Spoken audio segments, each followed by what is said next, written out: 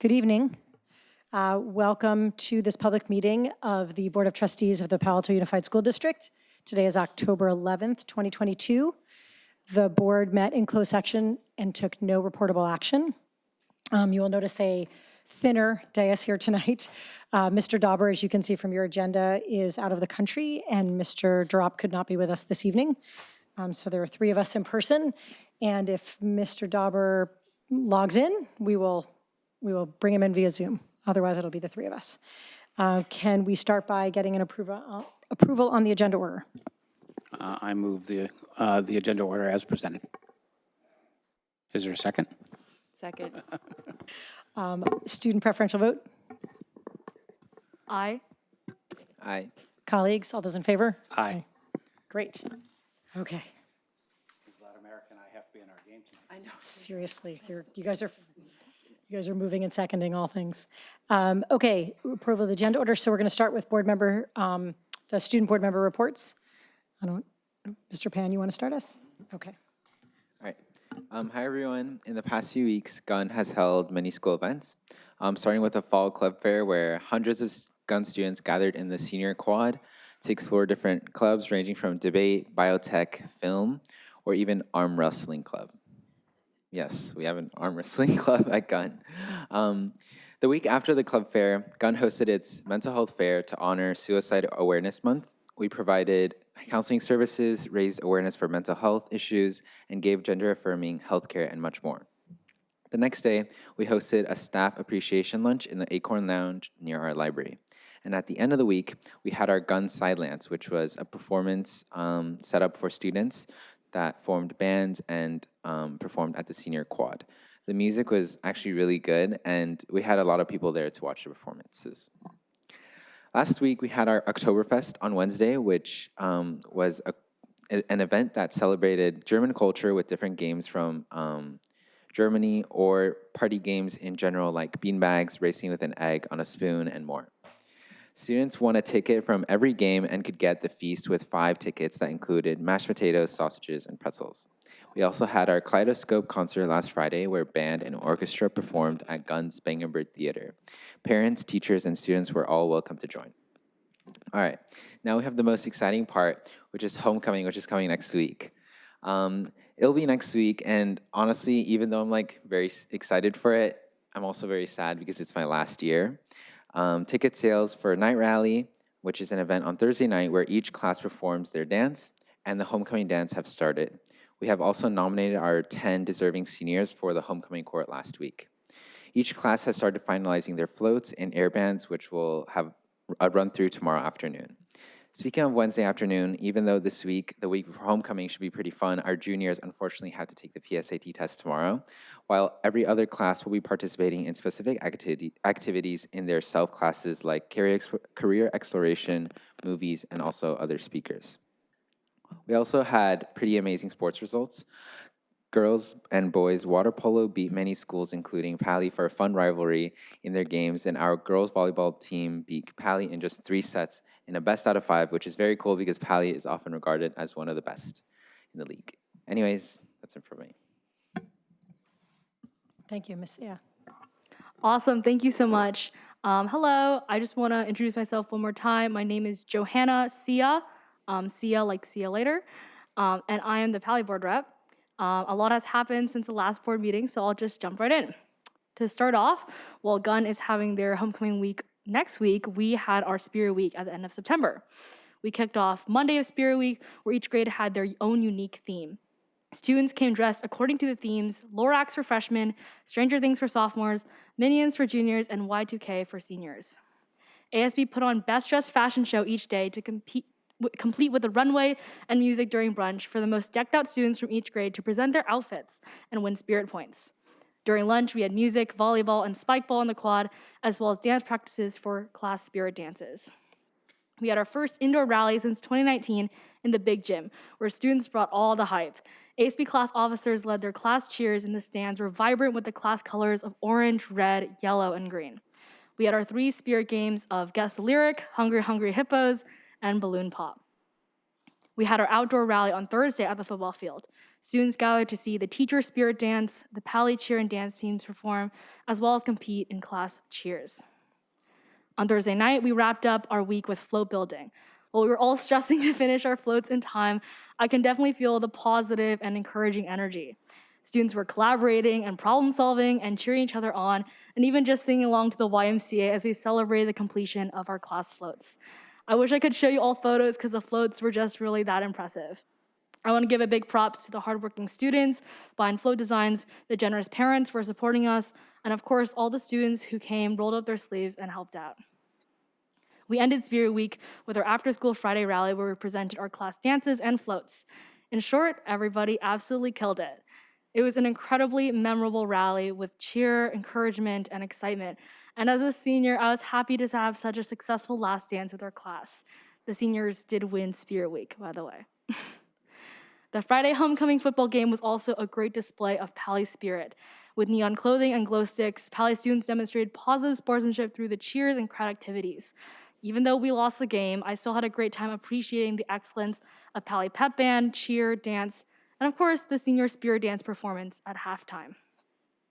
Finally, we had our homecoming dance on Saturday, October 1st. The dance was held indoors for the first time since 2019, and ASB decked out the small gym with colorful streamers, balloons, and disco balls for our disco theme. We were surprised to gain a very large turnout of around 1,200 students. We had music, food, and a specialty treat of fresh-made mini donuts. I want to give a big thank you again to all the teachers, admin, staff for all the Spirit Week support, wonderful volunteer parents who provided guidance and delicious food for float building, and of course, the students in ASB for such an amazing Spirit Week. From leading dance practices almost every single lunch for a month, to designing floats, to spending the morning and night after Spirit Week preparing and tearing down for the dance, ASB has put in tireless hours to put on a great Spirit Week despite our challenges. I want to specifically shout out Evie and Raz, who are our Spirit Commissioners, as well as Inez and Kennedy, who are our social commissioners who planned the dance, and all of the class officers for being so dedicated and hardworking. They made this happen. Besides Spirit Week, of course, Pali has been up to a lot of other activities as well. In our arts department, we had our Fireway Arts glass sale in September, and our tickets for our fall production of Radium Girls are selling now as actors are getting off book. As for academics, Pali has had numerous college visits on site, as well as a college fair yesterday in the Peary Center. And as Daniel said, the PSAT is for juniors for tomorrow as well. We also had school off yesterday to recognize and celebrate Indigenous Peoples Day. Whew. Pali has been doing amazing in a multitude of fields. Pali Robotics went to the Cal Games and made it to finals. Pali Speech and Debate brought home victories from the Milpitas, Duke, and Garcia tournaments. Verde released their first issue with CMAG and Viking Publication Productions following the next week. Varsity girls cross country took the win at the Clovis meet, and fall sports are transitioning to as tennis is closing and cheer is moving into their competition season. For future events, Latinx Festival will be held this Friday, senior portraits are due this Friday, and Wellness will be holding a pumpkin painting event during Prime tomorrow. I know this is getting long, but as for board news, the PUSD Board Candidate Forum with a secondary focus occurred last Thursday and was excellently moderated by students Julian from Pali and Lily from Gunn, both being from the speech and debate teams. It was great to hear from all the board candidates and just have a clear understanding of their perspectives. As a board rep, I was very happy to know which candidates will stand for students and truly advocate for inclusion, safety, and support. I just wanted to give a message to the public to remember that the school district is here to serve and benefit students and the Palo Alto community. In my opinion, and I think should be everyone's, school ought to be a place where students feel loved and supported and gain an education that cultivates empathy and really gives them the tools to navigate our society and make it better. While I cannot yet vote, I hope this notion is clear to all those who will be voting this election. Thank you. Thank you very much. Dr. Austin. Okay, so during my meetings with small groups of principals, which I do routinely, a couple things have come up. First, they asked me, even today, to express their appreciation of our maintenance and operation teams for their hard work and responsiveness, and they gave concrete details about how quick our teams are to come out and problem solve with them, and they just really wanted me to say thanks on their behalf. Next, they wanted me to thank our employees for their engagement in our recent Professional Development Day. Both certificated and classified team members participated in a variety of meaningful trainings that add value for our students, and the engagement level was very high, and again, appreciated.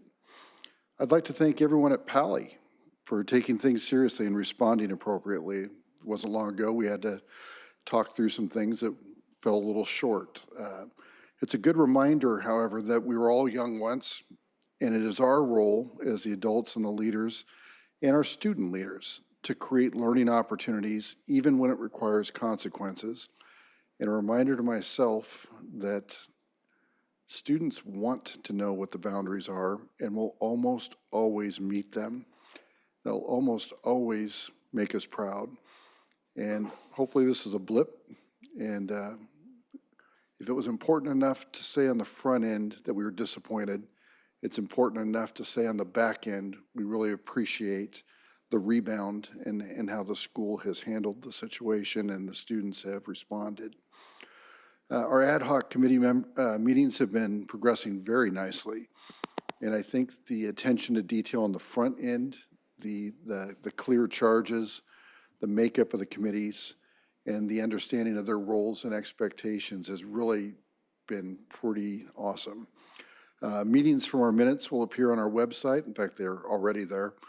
And we will also post on our agendas as information items, including tonight. Finally, I'd like to just thank all of our school board candidates for putting themselves out there.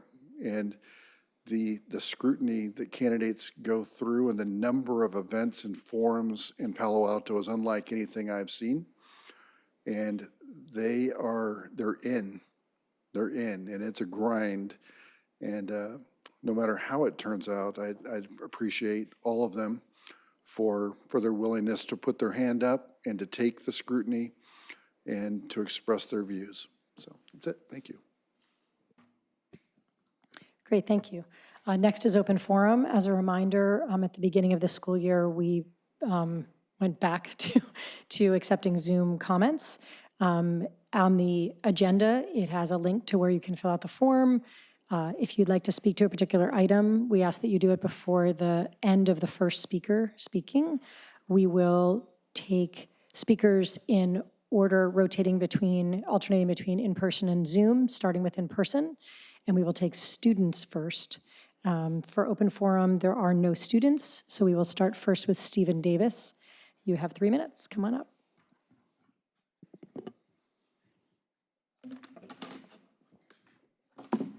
Good evening. Is that on? Can't really hear you. Huh? Oh, Just sorry. Get closer. First of all, actually, to echo the superintendent, as a neighbor of Greer Park, we had no eggs this year. It was wonderfully boring. Thank you. And actually, to follow up also on the other comment from the superintendent, I've known personally some school board members in my previous school district and how much the ones who, once you get elected, the campaign is nothing compared to the amount of work you all do on the job. And so I'd like actually to expand that appreciation for the amount of effort being on a school board is truly sub-minimum wage work. Next, I would like to invite you to the Special Education and Disability Candidates Forum next Wednesday at the Unitarian Church. That's Wednesday the 19th at 6:30 p.m. You'll get to meet at least one of your new colleagues or hear from them face to face. And the information on that is available at pasep.org. Last board meeting, I presented from some special education gap data, and I posted that actually at the same website with the gaps between Palo Alto's special education and gen ed students, as well as some other resources. And again, that's pasep.org. Finally, the main thing I'd like to talk about today is why it is really important that we have a standing district advisory committee on special education and disability issues. As you all know, particularly from some of the closed door meeting stuff, is a very complicated issue and you all spend a lot of time on it. It is complicated in every aspect of it. The budget is complicated. You have both the special education budget and then the fact that these students also are in the general education budget. I don't know that anyone ever straightens it out. You do, I know, but in my last district, we found that we were spending like, I think, $7 million a year on buses, and the educational value of bus transportation was kind of, raised some questions about where we were spending our dollars. Also, performance data, you can do much deeper dives. Again, in my last school district, I convinced once the special ed director to break down the performance differences between the students at different levels of inclusion and to see what the results looked like, just like we do for English learners. And the results were surprising, and that kind of analysis is more than we often get to do here. And also, having a district advisory committee would allow appropriate people to have access to more sensitive data when you get groups That's too time, small. Mr. Davis. Thank you. Thank you. Please feel free to email board@pausd.org for any other info. Next person on Zoom is Yumit Yapanel. Are you there? Yes. Great. Can you hear me? If you could speak up a little bit more. Okay, sure.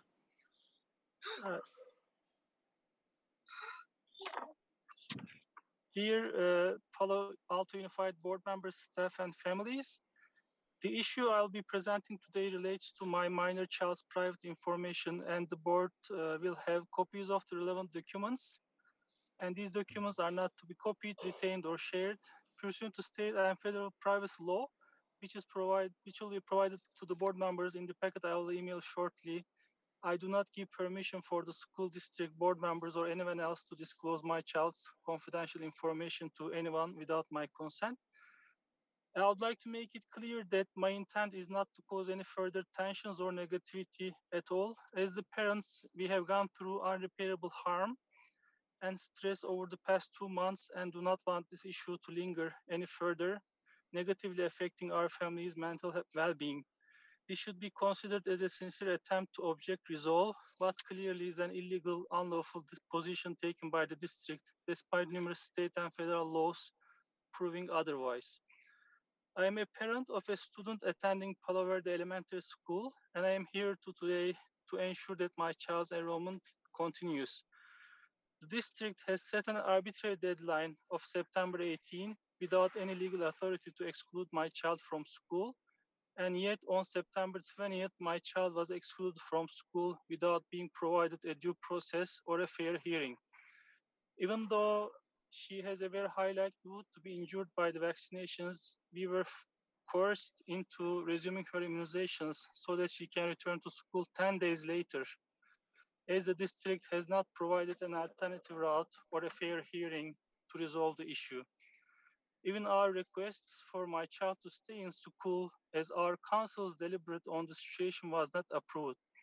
Unfortunately, the district has attempted to take away my child's fundamental right to education, which exceeds its legal authority. She was discriminated against her medical condition, which is also strictly prohibited by both state and federal laws.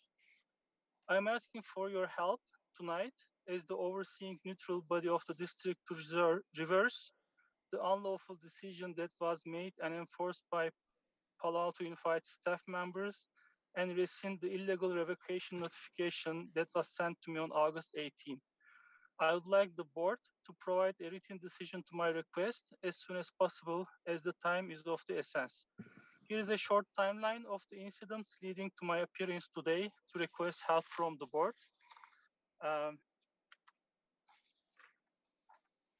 On August 19, I received an email notification from the school, from the district by a school district employee stating Okay, that my thank you. child's... Time is up.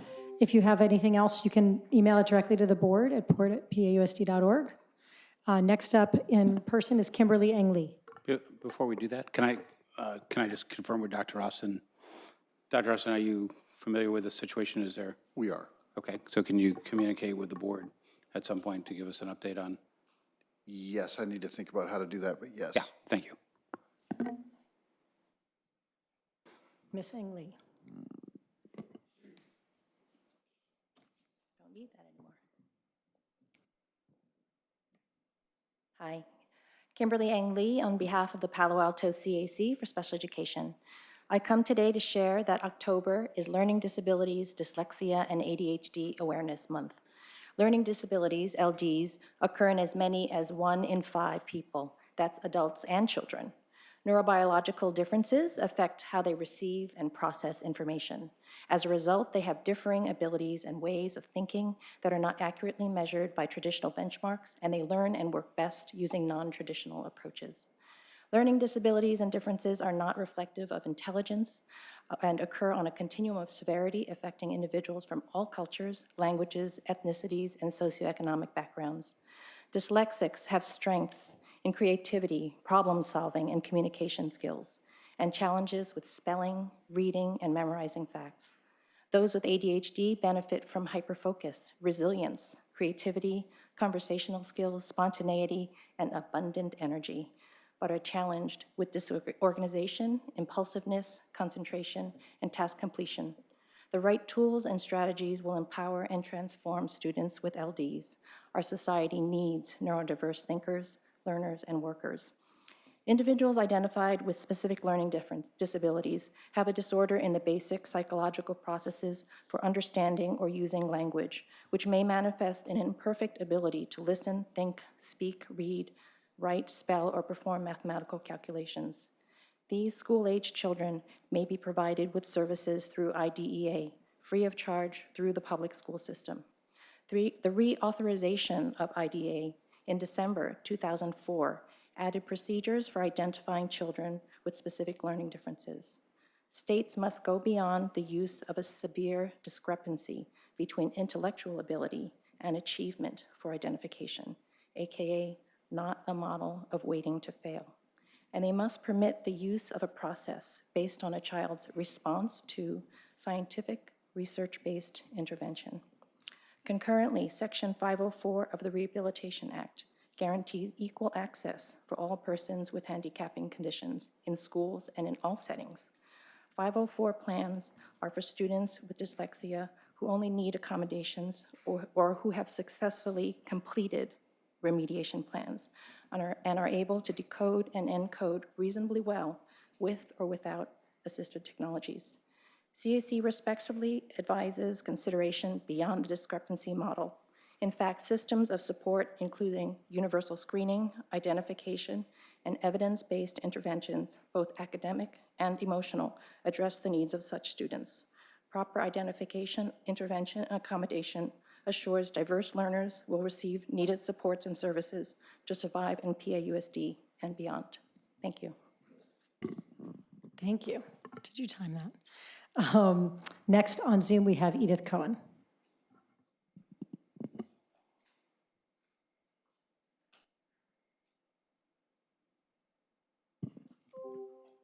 Ms. Cohen, are you there?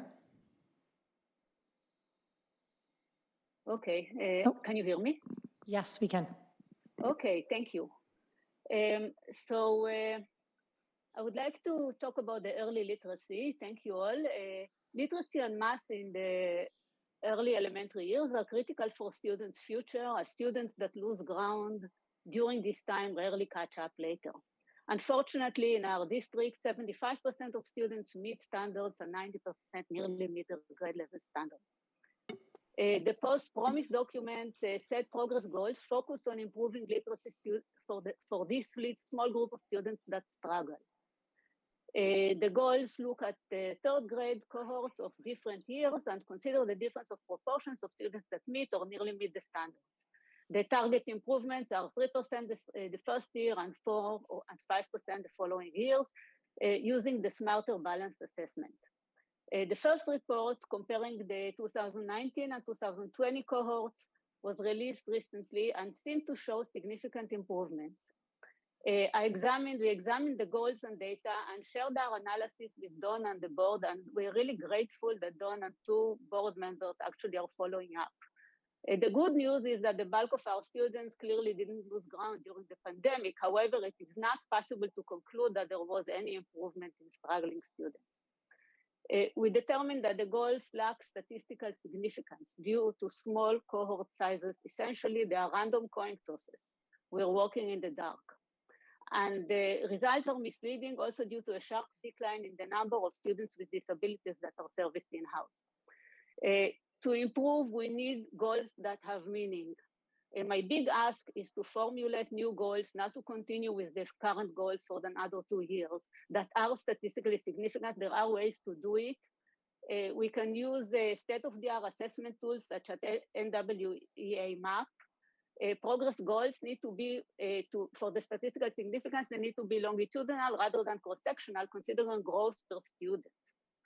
Other benefits of these new tools is that we can measure starting kindergarten, not lose these critical very early years, have a good insight into what's happening there. Spring of third grade as the first measurement is too late. And of course, all these results should be shared with parents, and teachers can use them to guide targeted intervention and catch issues early on. So please consider revisiting these goals.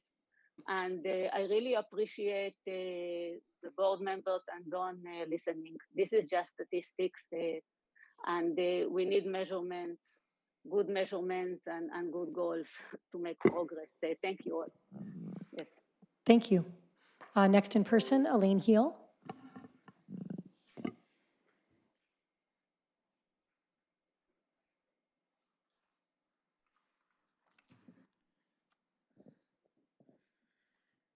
Hi, I'm Elaine Heel, speaking for Palo Alto CAC for Special Education.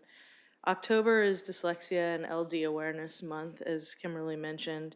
So we want to use this time to bring awareness to dyslexia and to take a few minutes to remember the dyslexia resolution that the board adopted in January 2018.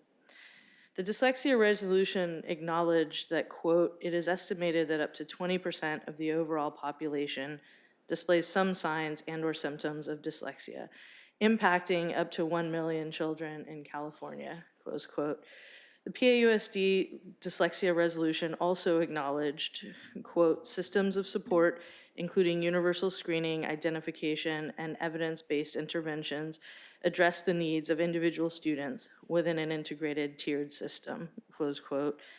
And finally, the dyslexia resolution also, quote, hereby proclaims a commitment to supporting administrators, teachers, and other school personnel in identifying and addressing the needs of students with dyslexia, providing professional learning for educators, and providing education and supports to students and families to promote self-awareness, self-empowerment, and overall success in school and life, close quote. It has been nearly 5 years since the board adopted the dyslexia resolution, and in that time, PAUSD has implemented a dyslexia screener and formally provided regular updates to the board on the screening process and on the dyslexia work in the district. However, this year I did not see any mention of an update to the board in the agenda items related to dyslexia or to screening. Is PAUSD still screening for dyslexia? Are there planned updates to the board and/or to the public on the status of this dyslexia work in the district? Since it's Dyslexia Awareness Month, CAC would like to bring dyslexia to top of mind and request continued updates regarding the district's important work with respect to dyslexia. Thank you. Thank you. I put that on some agenda setting list I have here. On Zoom, we have Carrie Law, and that is, I believe, the last open forum comment we have. Miss Law, are you there? Yes, hello, can you hear me? You're very quiet. Can you speak up? Yes, can you hear me? Is it better? Better, yes, thank you. Okay, so I would like to see timely communication in the formation of combo classes. My daughter is a first grade student at Addison Elementary, and she is in a K1 combo class this year. We were shocked to find out that she's placed in a combo class just the day before the first day of school. And we have not heard from the school at the end of the last school year or over summer, but we stayed in town all summer. The news broke my heart. In her current class, A single teacher teaches both kindergarten and first grade separately for reading, phonics, math, social studies, and science, and they will have music, PE, and writing together. My daughter said that she is repeating what she learned last year in music and PE and tried to comfort me, saying that sometimes learning the same thing isn't a bad thing. There is definitely room for improvement in terms of planning and communication from the school management. I wish the school had informed all first grade families when the school management is aware of the low enrollment situation so that we can have some time to plan should we decide to switch to a private school or move out of Palo Alto. 9 out of 10 first grade students in the combo class are returning students at Addison. As a sideline, my daughter told me that there are new students in the 2 regular first grade classes. I spoke with the current principal, Mr. Downing, on the back to school night. He made it clear that we cannot transfer to the 2 regular first grade classes this year, even if there are openings. He promised to send us a survey in spring as to whether we want to continue with the combo class. Only then we can opt out. I hope this time round, timely communication and planning would reduce the disappointment to a minimum. Thank you. Thank you. Okay, I believe that is the last, the last open forum questions. So now we are moving on to the consent calendar. These items are considered routine and will be approved I'm gonna close this. I can't even tell you. Gosh, okay, sorry. The items are considered routine and will be approved in one action without discussion. If a board member requests an item be removed from the calendar or a citizen wishes to speak to an item, it will be considered under action items. Do I have a motion? I move the consent calendar as presented. I second. You know, as a trio. Okay, student board preferential vote. Aye. Aye. And colleagues, all those in favor? Aye. Aye. Wonderful. Okay, moving on to action items. 5A, Dr. Austin.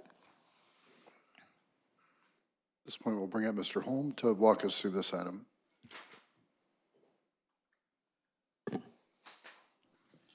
Good evening, Board. This first item here is authorization to award a contract for the Administration Food Service Project at Gunn High School. This is what we've called colloquially as ABK buildings. The contract will go to Saucil Corporation, and it also will require an increase to the project budget of $7,653,000. We had good bid coverage. We had 4 bidders. There was a bid protest. We had to resolve that. And Saucil was the lowest responsible bidder with a construction bid amount of $26 million, 26.8. And with the added additional costs and soft costs brings the total project budget to $38.4 million. Okay. Colleagues, any questions? I do have a question. So, so the increase, the budget increase of $7.7 million, is that reflective of change in scope, or is it market conditions versus the time it was budgeted? It is about 3/4 market conditions and 1/4 change in scope as required by the Division of State Architect for the structural rehabilitation process they made us go through. So they added a significant amount of structural upgrades as a requirement of the project. And so it's about 5 million market conditions on a project that before was a total of about 30 million? Let's see. Yes, original project budget was 30 million. And so you said about 3/4 of 7.7 million, maybe a little more than 5 million. We have a combination of both soft costs and hard construction costs added to the total project cost. So it's about 20%. Yes. Before this increase before the scope change, which is, I mean, just, you know, kind of needed, I just wanted to mark it because we're gonna see a series of projects and I assume they're all gonna suffer from the same kind of situation, right? We have seen that.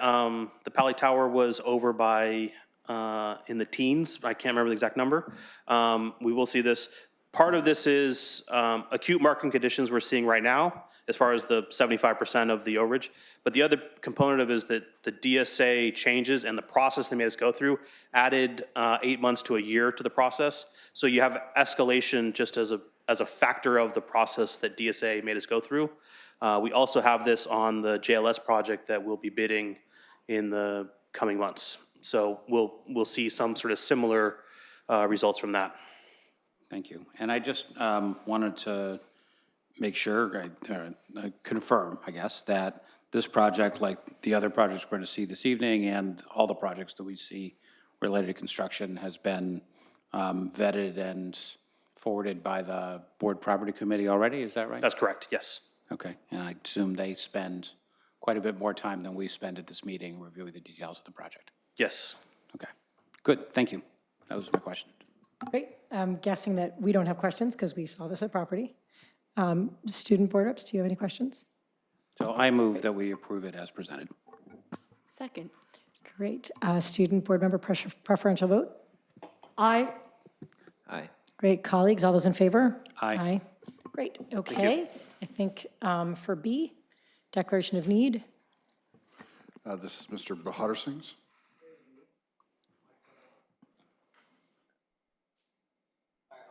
Talk very loudly. No, find a mic, because they can't hear you, On the TV. viewers can't hear you without a mic.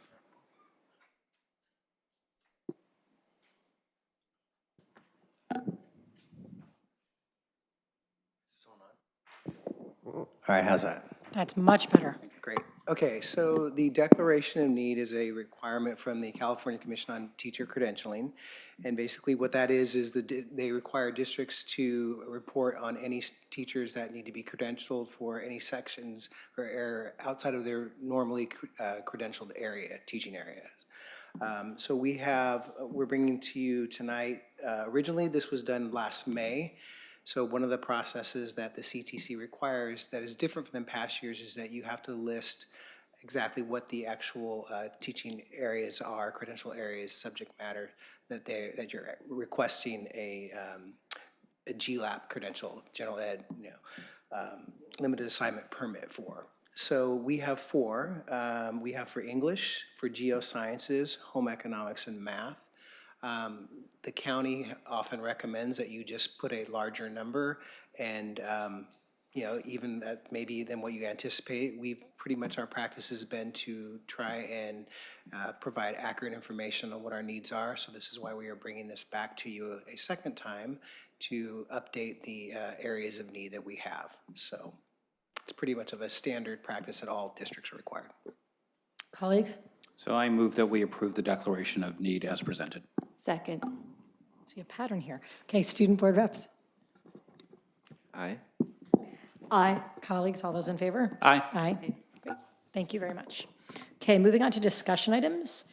6A is the Every Student Reads Initiative, and I just want to note that we have one comment from the public that we will hear after we hear the presentation. We are starting directly with Ms. Reynolds. Thank you, Dr. Austin. Good evening, board members. In September, Educational Services presented the 2022 results of the Every Student Reads Initiative for Progress Indicators 1 and 2, and promised to bring baseline results and the updated Progress Indicator 3 goal for your discussion.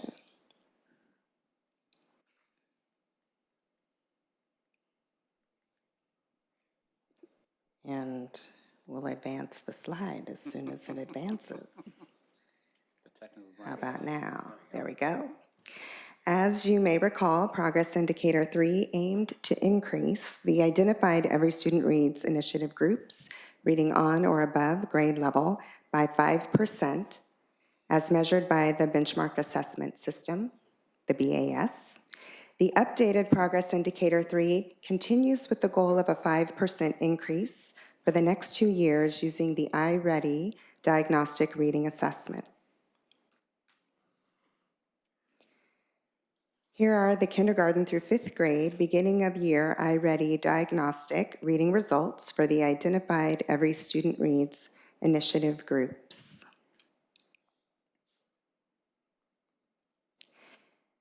Here's the baseline percentage of students reading at or above grade level for the Every Student Reads initiative groups. At the end of year goal of a 5% increase for each group. Thank you. Ms. Brown. Thank you, Ms. Reynolds. So tonight, we ask that you discuss this goal, and if you have any changes for us, and we will bring this back for approval next month. Okay, thank you. Colleagues, questions, comments? Yes.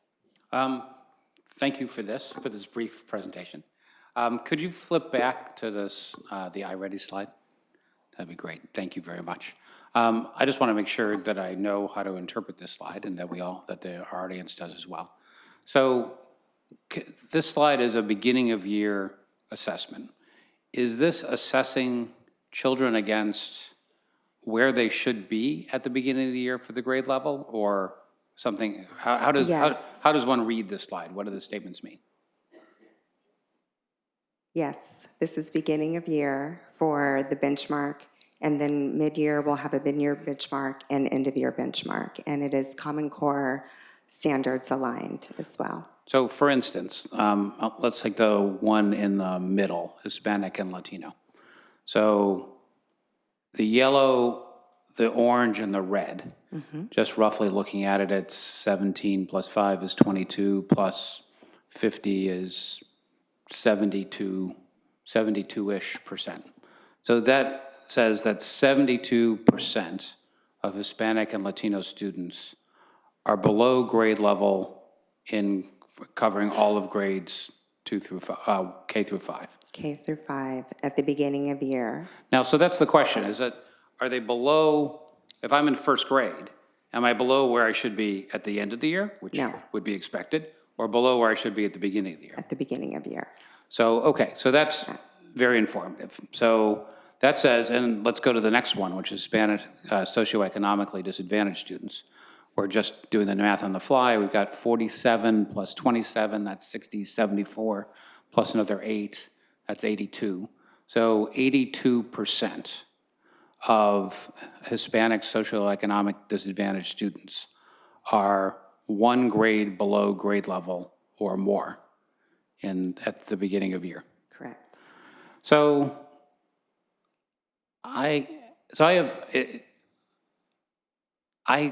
first, I really like this chart. I don't like what it says, but the idea that we're putting this chart up at all, to me, is very powerful.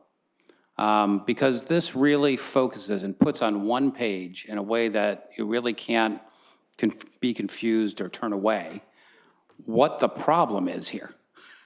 Where we're seeing that, for the groups of students who arguably depend on school the most for their opportunities to learn, that we have not accomplished our mission with these students, since a majority of every one of the categories of this on this page, and up to over 80% for Hispanic socioeconomically disadvantaged, which is I believe the largest. Socioeconomically disadvantaged in general is larger. So students with disabilities, but certainly one of the largest groups of students that we need to serve, that we underserve, are we're just way behind. So, and I do see iReady's I believe the most popular assessment system used in California, and I've seen these iReady charts just like this for other districts. This comes off the iReady portal, right? And I'll tell you, most districts which don't have the advantages that we have and don't have the funding that we have, their charts for this group look just like this. They look just like this. So in a sense, that's disappointing, because we think of ourselves as, I think it says on our website, we're the #1 school district in California.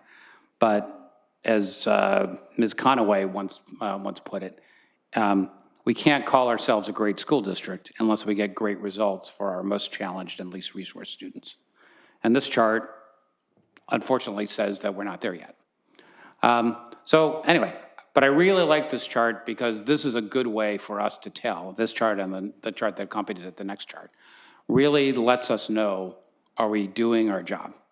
And are we improving at doing our job over time?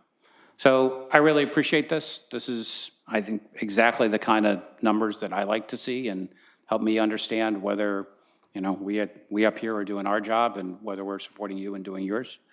And I look forward to more updates of the same data in the future. Thank you. Sorry, that was a long speech by me without much of a question. Did you want to add it? Did you want to respond to that? Did you want to say anything, Ms. Reynolds? No. Okay, thank you. Ms. Ledermeyer, anything? No, the only thing I want to say is I'm interested, we have three, as we all know, we have three progress indicators. And the first two for last year, which we celebrated last meeting, are focused on third grade. And this is the one that's focused on K through 5. So I'm really interested moving forward to see if we get to see the same kind of improvements when we're looking at the larger group as we did when we focused on the 1 grade. Student board reps, any comments? Okay. So I've got a few. Thank you for this. I also like the visual of this. I mean, it's heartbreaking to see, but it's good to see what's out there.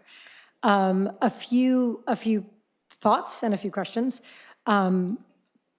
We did decide that we were going to measure this with aggregate data, and it does seem like we right now are probably missing a lot, just looking at the aggregate data, K-5. But I believe that every teacher sees every student, where every student is on every measure that iReady looks at, right?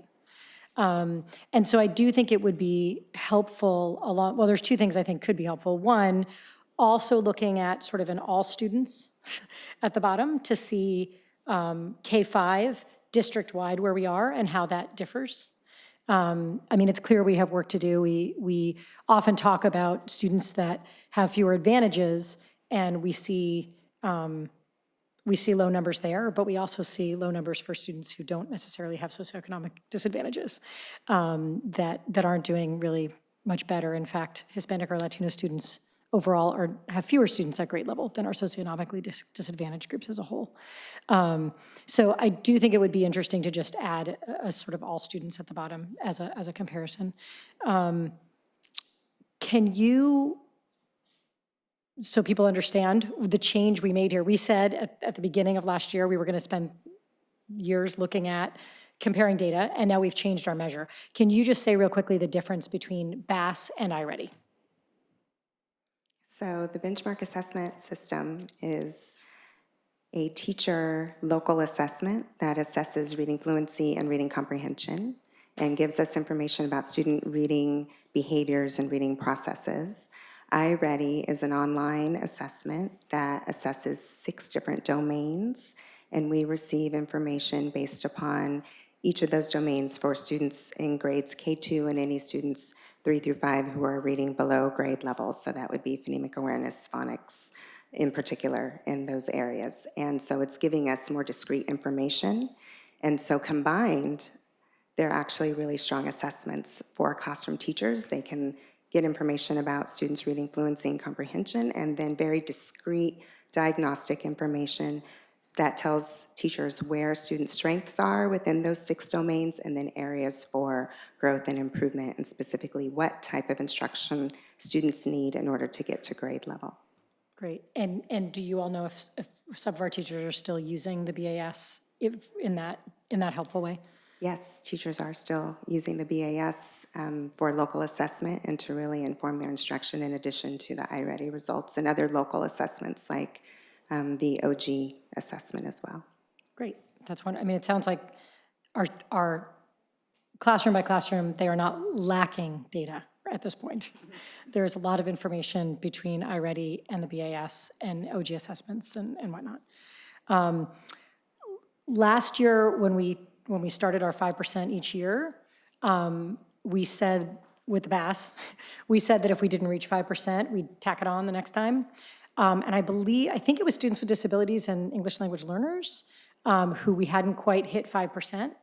So that we didn't see a 5% improvement with the BAS last year. And I'm just wondering, I noticed that this year it looks like our goal is 5% more.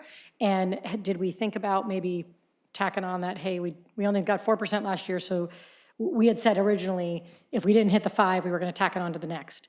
Are we looking at a 6 or 7% for the next year? Or maybe that question is to my colleagues to say, is that what we'd like to see rather than a 5% increase? Even though we switched assessments, did we switch our goal? I'd say whatever we agreed to. Yeah. We agreed to 5% a year. That's what we agreed to, sure.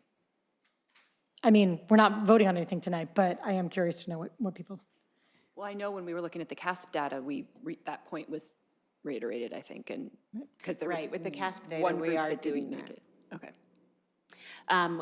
again, what you said, it's a different assessment. We can go back and look at I believe it was 3 of the groups that did not meet the BAS. And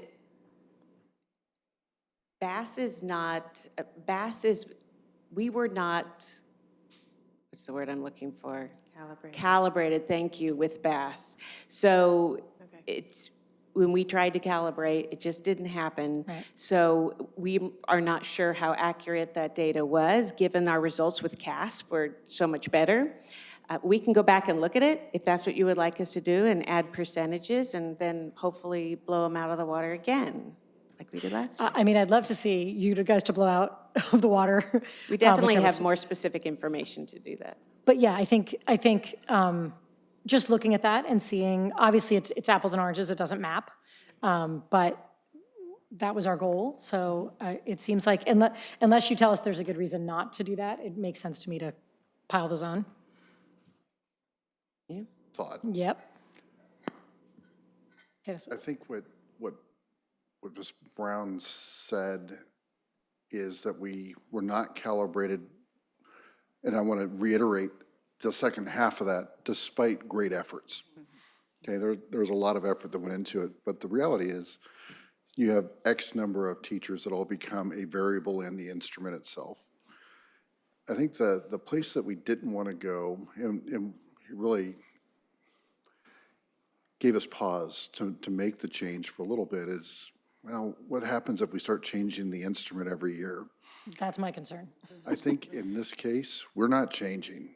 You know, this is going to be our assessment tool. So I would really prefer us rethinking the starting point and going with the iReady as a standalone and not trying to convert something from the BAS. So if there's a thought that we're trying to come up with an equivalent and build upon that, I just don't know that that's going to be valid for us. I mean, we've got a lot of work to do, right? Like, I know we want to be reasonable about what we can do, and yet we could do 5% a year for the next long time, and we're still, it's going to take us a long time to get where we want to go. And because of the variability, it may be sort of arbitrary at this point, but I do want to push us as hard as we can push us. And initially, we said that we would go 5%. So I don't know, I'm curious to know what my colleagues think on this. I share that sentiment. It is arbitrary, but I have never been, one of my great epiphanies in life is the power of arbitrary goals on human behavior. So I don't shrink from that goal just because it's arbitrary. I think we agreed to it.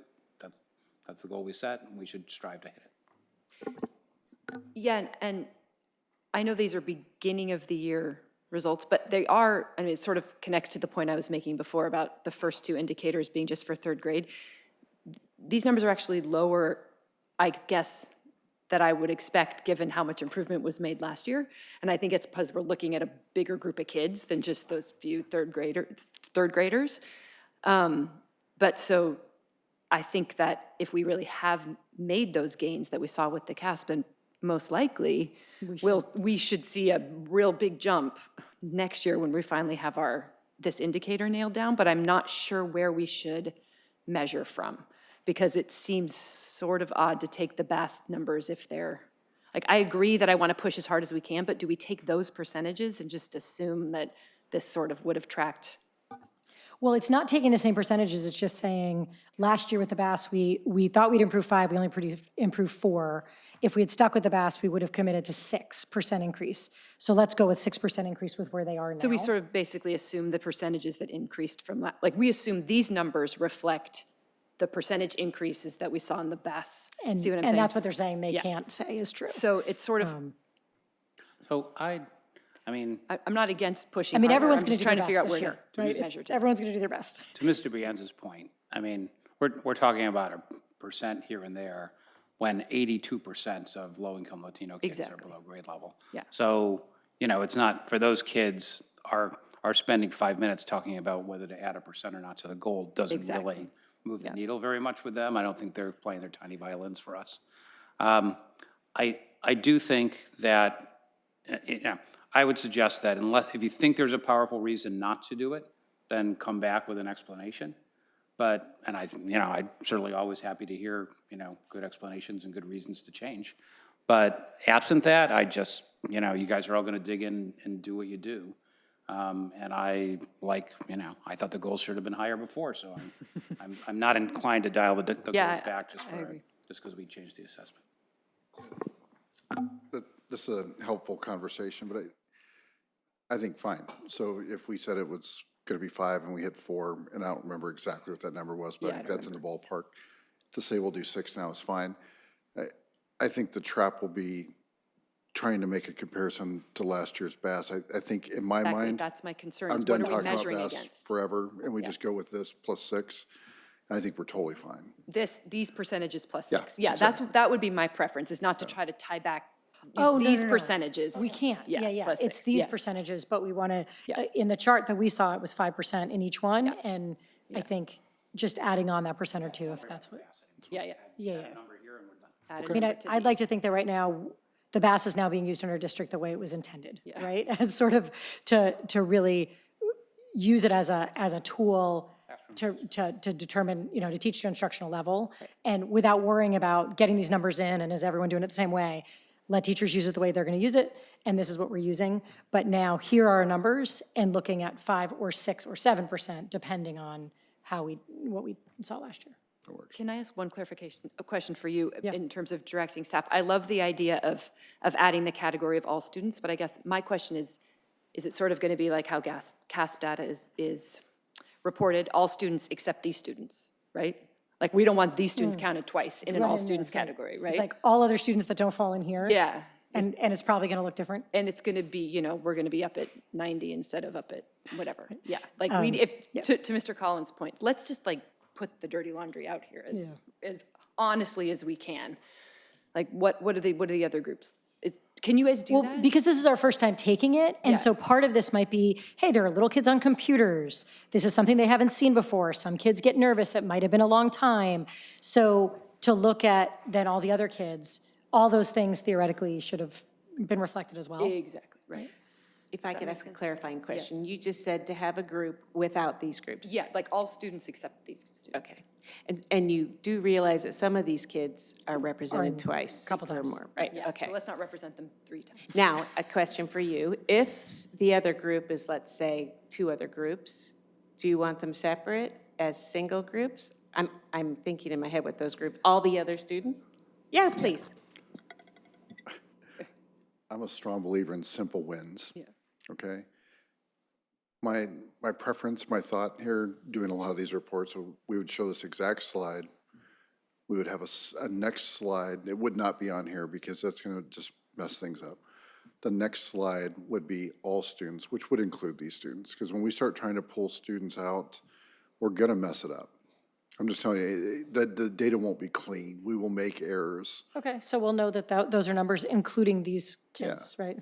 It will still give you a great representation of The differences. this versus the reality of our entire district. Our number 1 ranking versus this will show up loud and clear, and I just think we'll be cleaner with the data. Yeah, that makes sense. I'm just curious to know, as a very new assessment, and it sounds like a detailed one on a computer, right? There's going to be a buildup, right? Yeah. If we're okay with that, we can do that. Yeah, my guess, just for reference, is I'm eyeballing this, maybe 20% of all the kids in the district are on this chart. So I think if we just looked them all together, we could probably, still gonna be, we could probably calibrate in our heads, yeah. And some kids are probably on here 3 or 4 times, really. Oh, yeah. Okay, anything else about this chart? Thank you very much. Grateful. Okay, next, review of heating, ventilation, and cooling project direction. Otherwise known as HVAC. Oh, I didn't take your comment. I'm so sorry. You have a comment. I'm so sorry. Stephen Davis, come on up. So I went right to our comments. I skipped your comment, I'm sorry. See, that's why I said it out loud. Will you 'cause I give me an knew I extra forgot. minute? No. Shoot. Nice try. Okay, I thought I'd go for it. All right. Actually, first make a request. Please actually include the student populations in these charts. I actually spent some annoying time trying to return the numbers into numbers of people. The numbers that you are talking about, the yellows, oranges, and reds, are over 1,000 kids. And I think talking about percentages hides that. So let's say that again, it's well over 1,000 kids, I think, because they're not deconflicted with each other. And that's really the important thing.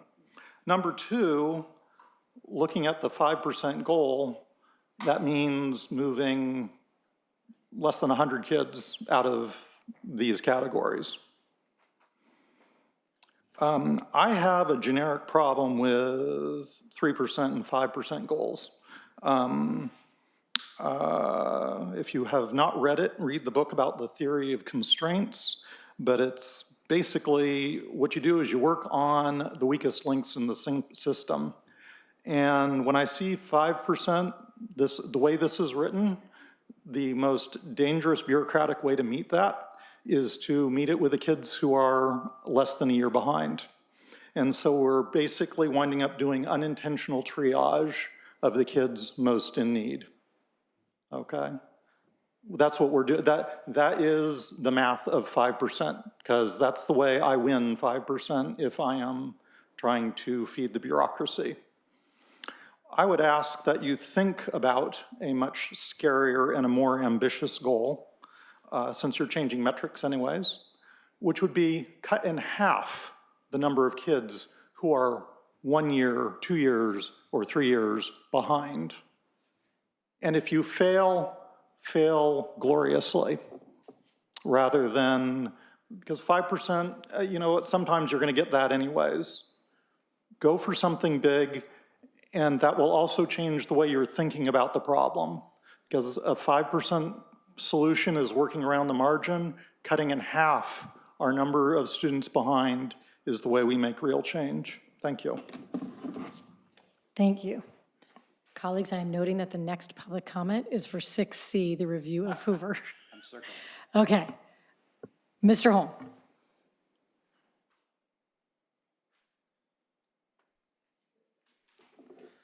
Thank you very much. Can we have the presentation up? Great. Okay, so after our heat wave back in September, the board asked us to revisit our schedule and plan for the HVAC project upgrades and installation at all the elementary middle school classrooms. And so I've got up here a request for some direction from you guys. As a reminder, we started with board approval of the HVAC project in January of 2021, and we dove right in right away. Our original schedule has been to focus the majority of our work on summers, because we always try to essentially do no harm or do as little harm as possible to the classroom learning environment. And HVAC as a campus-wide project impacts every classroom and is pretty invasive though be it for a short period of time. And so our initial schedule was scheduled over several summers, with and some sites having to occur over multiple summers to get the work done in that short period of time. We've got up here additional options to both mildly and more aggressively accelerate the project. I'll go through those briefly, but they both involve getting creative and revisiting how we can displace the teachers on the site while we're doing the work. And so our initial schedule was spaced out every summer, with us completing all of the elementary and middle school campuses by summer of 2026. And we've been aggressive in diving into it. You'll see later tonight, we've got a couple projects we're ready to bid. We're Green Middle School, we're already under construction on. So we have started right away on it from the approval last January, January 21. We've also been looking at, out of the heat wave, some mitigation options to sort of serve as a stopgap until we have air conditioning installed. The near-term options, the immediate thing we've done is we've purchased 400 pedestal fans that are currently being deployed to all elementary and middle school classrooms that don't have AC. So they're being assembled and distributed now. Then we're looking at ceiling fans as a possibility for the hottest elementary classrooms. And then window coverings, shades, or window film can be added to classrooms until the AC is installed. Then there's also some additional long-term options that would be for a discussion at another time, but we could go into longer-term solutions to offset heat gain on our buildings. For our mild accelerated HVAC schedule, the main thing we've learned, and we learned by necessity at Green because we needed to do the HVAC before our project next summer, and with supply chain issues, the equipment hasn't been ready. So we've been doing it during the school year, and what we learned was that the teachers were so excited to get air conditioning that they were really great collaborators with us in figuring out ways to let us do the work during the school year. And that's been by them moving out of their classrooms for a period of time and then moving back and kind of rolling through the campus that way. Green, we were fortunate to do that because we had already moved students around in anticipation of the big construction schedule or big construction project. So we had some flex space to do that with. And we had the need where we didn't really have an option otherwise. But applying that, we've already started talking to Fletcher, which is one we're going to ask for permission to bid on later. And we are anticipating doing the similar thing at JLS, where we can start moving the students or moving classes during the school year to facilitate an installation during the school year. It's obviously much easier to do that on a middle school than at the elementary level, because elementary, the classroom is a much greater part of the classroom environment. So we've got some suggestions for acceleration that could happen at the elementary level before we get really creative. Now, if we wanted to get more creative, one example of that would be the Escondido campus, where we could explore moving the SI program off of Escondido campus to the Greendale TEP campus, which is only a possibility because of the discussion we'll have on Hoover next. But that could be a possibility to facilitate accelerating Escondido and getting air conditioning there during the school year.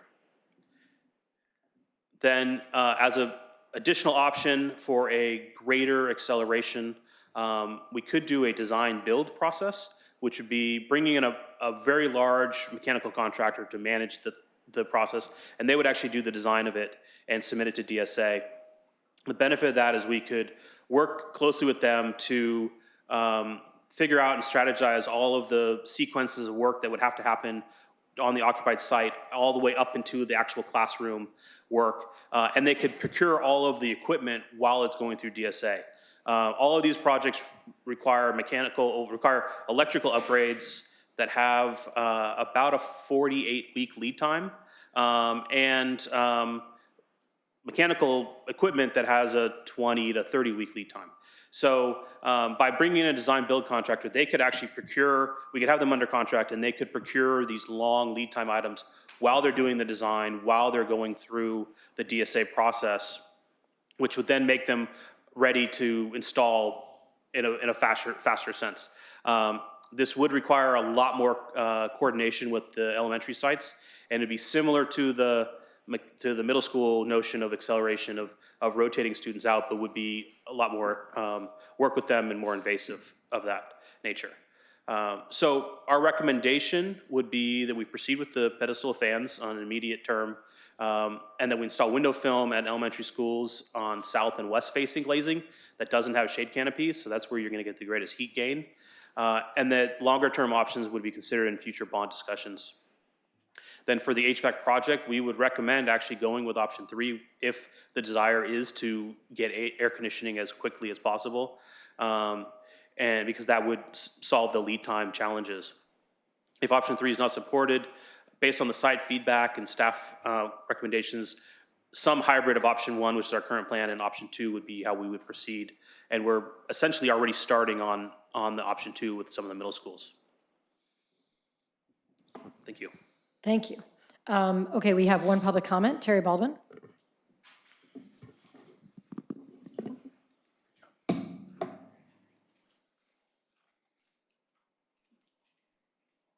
Thank you. Terry Baldwin, President of the Palo Alto Educators Association. I was on the Board Bond Advisory Committee with Ms. DiBranza and Mr. Darup, and we made our recommendation back in January of 2020, and it was approved by the board in February of 2020. And we discussed a plan of doing 4 elementary schools and 1 middle school each summer. 2 summers have gone by with none of that work being done. So we could be more than halfway done if we had just kind of followed that. You know, teachers are sending me pictures of their rooms. The temperatures are like 96 degrees in there. You know, when it's that hot, the kids are sitting in front of fans. It's a lot. So I just really urge you to speed this up as quick as possible, because I feel like we're already 2 summers behind what we could have done and been almost done with this. So thank you. Thanks. I think that's the only comment. Colleagues? I'm going to speak briefly. We talked about this at length at property, so I don't need to rehash everything that we said. I will just say my strong opinion is to accept staff's recommendation for 3 reasons. One, because the contractor purchases everything and not us purchasing things, which just feels crazy and a really bad idea in terms of taking on that liability. So we minimize risk there. And second, we get it done faster. And we have much more control over the schedule. And I think the fact that we had that experiment at Green and it worked pretty well is great. To Ms. Baldwin's point, I mean, we should get this done fast. I do think COVID interfered over the past 2 years, which is probably why a lot of projects got delayed.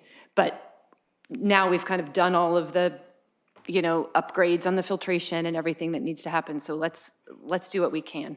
And I do recognize the downfall of, you know, one of the possible downsides of option 3 is that it increases costs. But I do agree with the recommendation of staff's conclusion that the escalation, we might actually end up breaking even and not spending a whole bunch more in the long run because of escalation, and how much quicker we'll get things done, and that we'll know the costs ahead of time, like you said, instead of sort of being in this no man's land of how long is it going to take to get stuff and how much your costs can increase.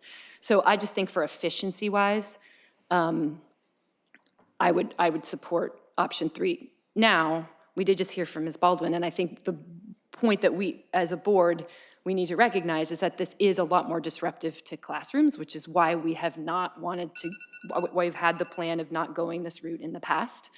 We are hearing from tons of teachers and parents about their uncomfortable classrooms. So my assumption is that teachers would be on board with the disruption to their classrooms, but you know, this is where as a board it gets tricky when you're hearing from a loud vocal group of people that we don't at all have any confidence that that necessarily is everybody or the majority of people speaking. So I'm in support of this, but I would love to make sure that we are confirming with principals that this is the way they want to go before we like pull the trigger. No, okay. I'll go to all people and then you got anything? Yeah, but it's a little off topic, so. Oh, okay. Student board reps, do you guys have anything with this? Okay. All right. I think one just clarifying question. You talked about you guys tested, ordered, and are installing fans. Are those the pedestal fans or? Okay, those are pedestal yes. fans. And are those for every classroom that doesn't have AC or? Every elementary and middle school classroom without AC, correct. Great. Okay. And no, I'll forget that one. I think that in my mind, the way we talk to, I mean, I think there's nothing wrong with talking to the principals as well, but the way that we talk to our teachers is through our collective bargaining unit, right? Exactly. So if the president of our collective bargaining unit is up here saying this is the priority, I think that's something we have to trust and go with. Certainly, site by site might differ depending on what the options are for moving around and whatnot. So yeah, that should be worked out. But of course, COVID derailed this, not just that we all were in crunch mode with filtration and everything else, but that supply chain issues happened and everything got backed up, right? So obviously, right, I didn't realize that, wow, February of 2020 is when we approved it. And then, you know, a month later, we were in crisis mode. So obviously that is why it was delayed. But yeah, I think over the past few years, we have had more and more unbearably hot days, and it's only gonna get worse, all evidence. So I am on board with certainly trying to make it go faster as much as we can. And I think you're, I mean, we discussed this before, but I think doing it that way, if it offsets those escalation costs, it might be sort of a break even. The thing that I'm just thinking about bigger picture, and I don't know, maybe this is where you were going, but when we look at the bond that we passed in 2018, and we look at the increasing incidence of wildfires and how we have to think about windows and ventilation and everything for that, COVID happened, the unbearable heat's only gotten worse. When we passed the bond in 2018, we had a list of priorities, and those are still priorities, and yet our priorities have grown with lots of things that are costing a lot of money. So I think that at some point, whether we have to have a study session on bond issues or whether you all as staff need an update, but I think that you're really coming to us with all these things and we're telling you what to go ahead with. It's just, we're gonna find some of the things that we said, yeah, this is gonna happen in this next bond, are probably not gonna happen because a lot of this money is going towards things like HVAC and ventilation and things that we hadn't anticipated when we first went out for the bond. So I think that's something I just wanna keep on our radar to keep in touch with the community that approved this bond and their tax dollars, you know, they are helping us do this. So making sure that we stay on top of communicating with them what we are spending this money on and what next steps might be. Mr. Collins. I did not have as broad a vision as you just talked about. Okay, then. My comment was more in a kind of just a minor technical sense. I think there's this concept of building escalation costs that's built into all the estimates, and I know that's standard in your profession, Mr. Holm, and it's all used in all construction, certainly school construction. There's limitations to that concept. Usually that number's 6% a year is typical. Is that fair, Mr. Holm? It varies, but you'll get anywhere from 4 to 6. So here's the thing: is if inflation is, well, in normal times 2 or 3%, construction can't expand at 6% a year, or otherwise it becomes the entire economy for the power of compound interest. So what in fact happens is it goes up for a while because supply is tight, then it goes down. And so I wouldn't, the idea that we're going to do something fast, this has been coming up on projects as long as I can remember. There's this logic of do it faster because we'll save money. That's not right. Sometimes you save money, sometimes you don't save money. That's not a reason to do it faster, in my view. I mean, I saw lots of reasons to do it faster in this presentation, but I wouldn't persuade ourselves that we're gonna save money because we're going faster and put it on the side of let's go faster just to save money. Maybe we will, maybe we won't. I think we ought to look for other reasons. I actually think some of the things we will save money if we actually wait a little bit, because right now things are so skyrocketing and flying up. But I think given that it's HVAC and that we're seeing more and more hot days, then yes, they're you're right. powerful reasons. That's a reason to do it on its own. I don't think we're gonna save money by doing it faster, but I think we will spend more money than we think we will by doing it faster. We're gonna offset some of the additional costs by doing it faster. My guess is we're going to spend a lot of money no matter how we do it. So. It's going to cost a lot of money. And I do want to just reiterate the point that I made before, please, because we've heard people were so hot and so upset and just like, go, go, go. But we're going to forget about the hot days, and it's going to be like February, and you're going to tell a second grade teacher that they have to move out of their classroom for 2 weeks, and everybody's going to forget how hot we have to over-communicate with the sites. Yes. We have to over-communicate with these classrooms because that's going to be just as stressful.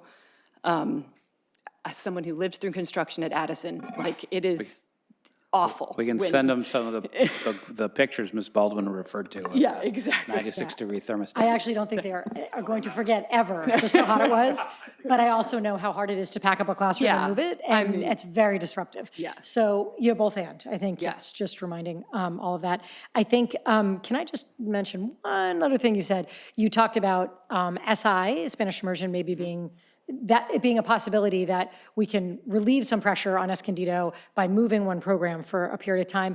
And can you just say a little bit more about that? Or maybe it's time to talk about it with Hoover, but I'm curious. I can address that now. So is there anything about this one? Because we could just say, hey, take it away to C. Are we done? Are we done with that? Do you guys have enough from us? Okay, go ahead and take that. Well, so with the Hoover project, our proposed option would allow us to accelerate the build so that we would not disrupt the campus for 2.5 years. It would be a year to year and a half. It would not, when I say accelerate, I should probably use a different word. I should say shorten the build. It would not accelerate our completion date. We would still have the same completion date, but it would mean we potentially don't have to disrupt the campus as soon, and Hoover could stay where they are for an additional academic year. That gives us an opportunity if we wanted to accelerate Escondido by relocating the SI program over to the Greendale site. Interesting. And we have had some preliminary conversations with Marcella, the principal at Escondido.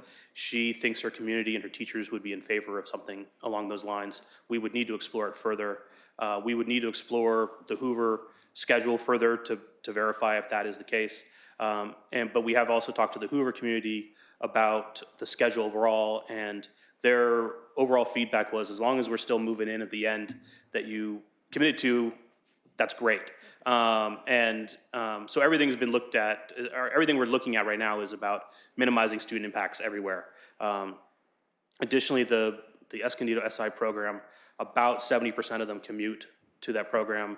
About 70% would actually have a shorter or equal commute going to Greendale. So there could be an opportunity if we wanted to accelerate that even further. And one of our items later is to go out to, is permission to bid on the Escondido project. So for HVAC. So that is the next HVAC project that's in the queue to get started. And so that would be independent of discussions about a design build contractor, because we'd already get that one going before a design build contractor would proceed. Okay, thank you for bringing it up. To clarify, there has been no decision made. We aren't doing this, but I think it is really helpful when we sort of think out loud sometimes. It can get people a little nervous, but this way there are fewer surprises and we're sort of talking through what the possibilities are. So I'll be interested to hear, I guess right now about Hoover, but then as things progress, what you guys are thinking and why. Okay, thanks. So should we go on to the next one? Sure. So for Hoover, we had the master plan, or I'm sorry, the schematic design that we brought to you in the spring, and shortly thereafter we got the cost estimate back from that, and the project was over budget by a fair amount, much more than we wanted it to be. We spent some time this summer working with the architects, looking at implementing different strategies for value engineering to reduce the project scope and get closer to the approved budget.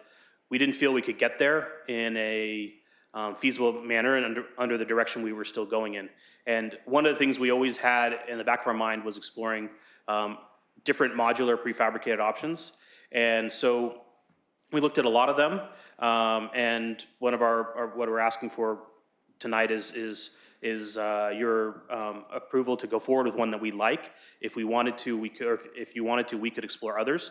But the alternate building solution that we felt was the best solution was a DSA. It's a combination of a DSA pre-approved, it's called TimberQuest, which is a unitized prefabricated building solution, which basically means they prefabricate parts off-site and they bring them on-site and construct them.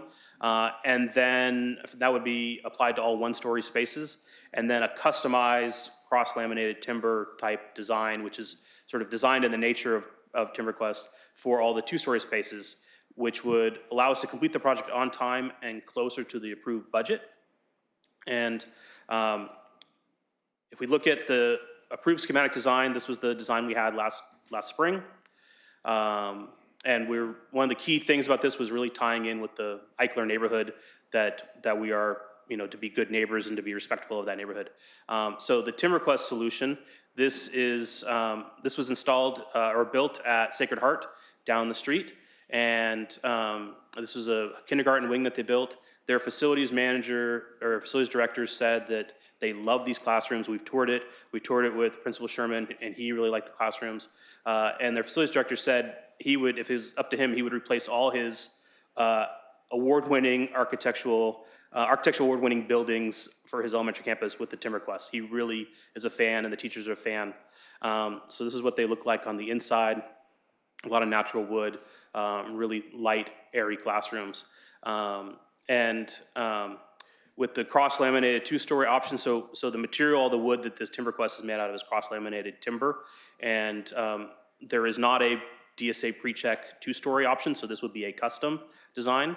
And we've explored a couple different site plans, but they would both of our options that we have are very similar to the schematic design site plan. There'd be some slight modifications that we'd work out with the site and with the teachers as the next step.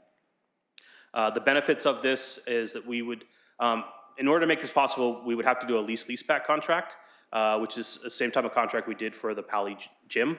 But that would enable us also to do some early procurement of materials, early ordering of materials, which would help us reach that fast construction of 12 to 14 months, which would also allow us, we still could not accelerate this and start sooner because we still need the design time, the DSA approval time, and the cross-laminated timber is a prefabricated component. And so that would all happen prior to the start of site construction. So when we say fast construction, 12 to 14 months, that's the on-site impacts to our community, our learning, et cetera. So we would be building ahead of time off-site. The one-story component is already DSA approved. The project is, or the product is a 50-plus year building life cycle, which is comparable to site-built, stick-built work. It's a unitized, prefabricated, some people call it modular, building solution. And then it's also a green solution. It's biophilic design, ample natural light, exceeds Title 24 energy requirements by 25%. They can realize 90% waste diversion, and the product is carbon sequestering rather than carbon emitting. So this would be the most sustainable or green building that we would have in our district, in addition to the benefits of cost savings and speed. Great, we've got one public comment on Zoom, Olga Petrova.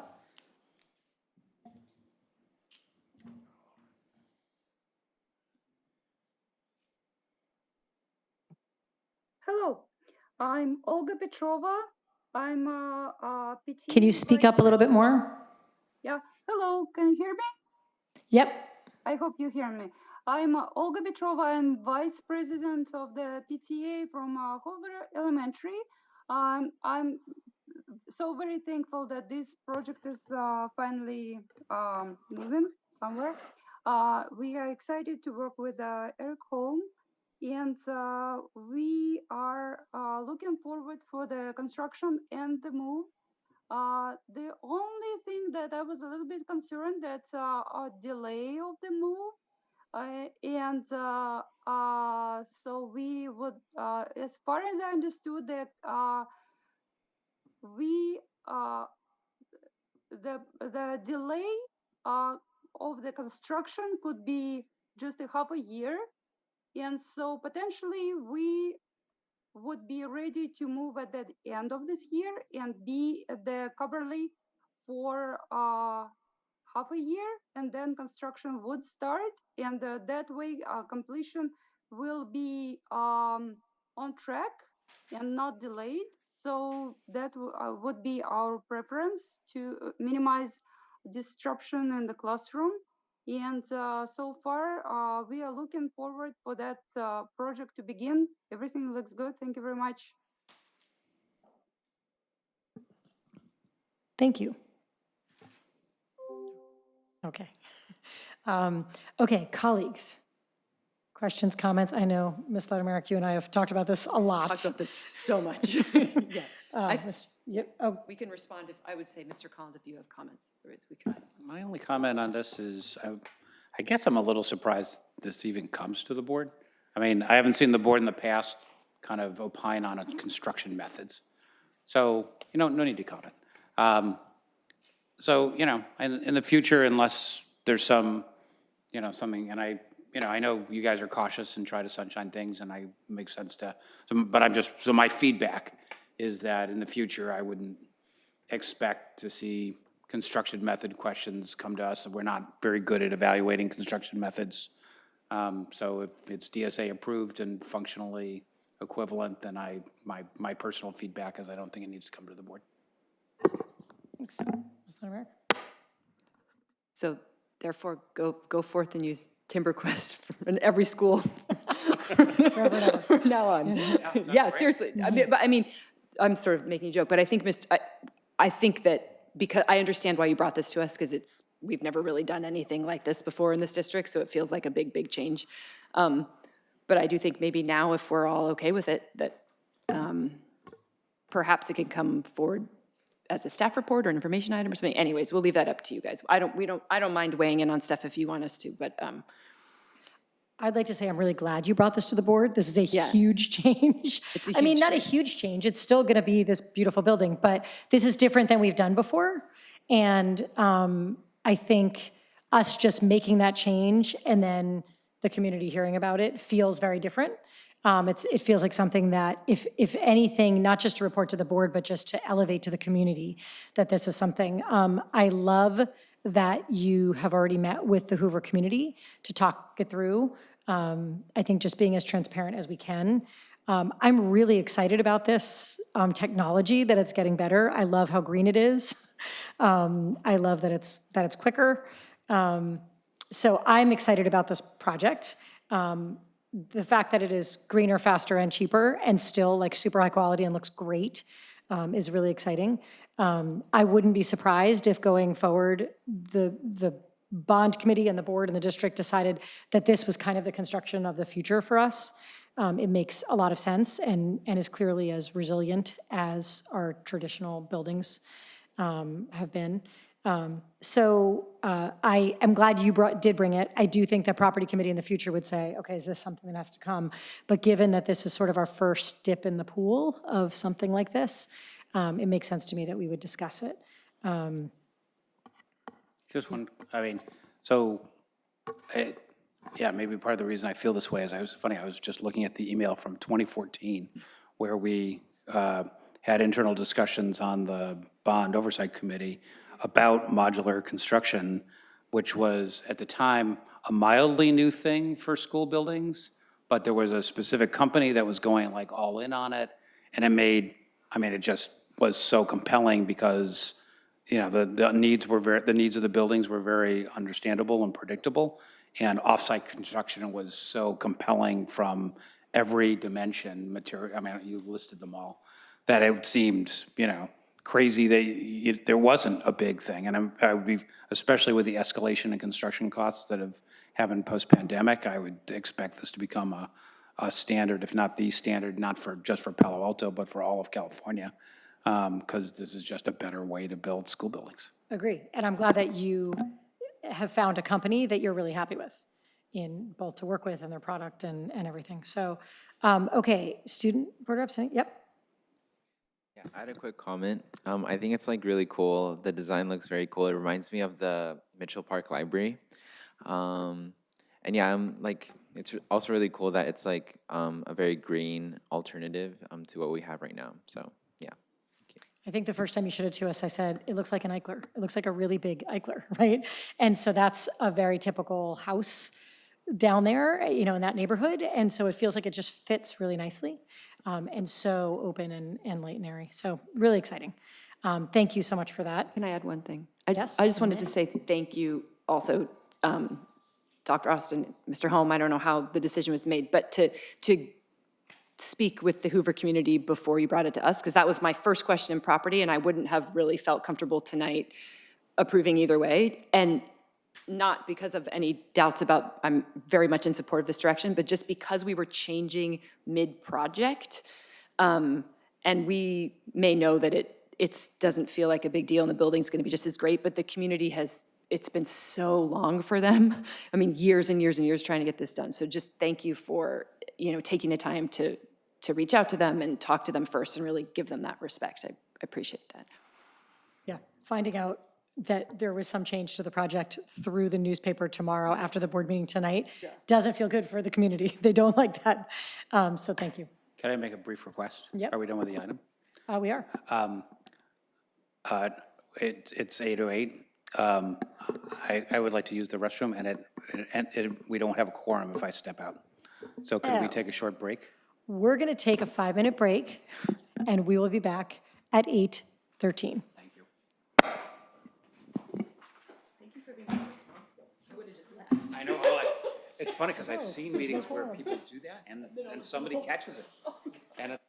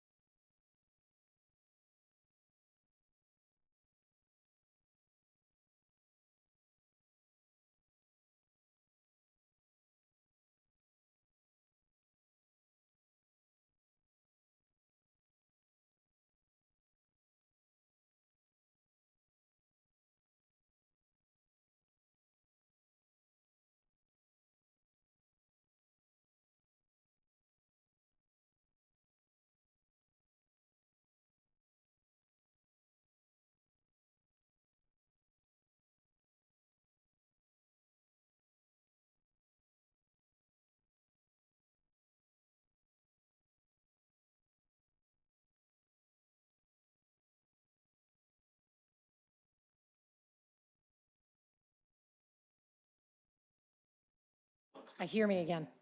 Okay, it's 8:13.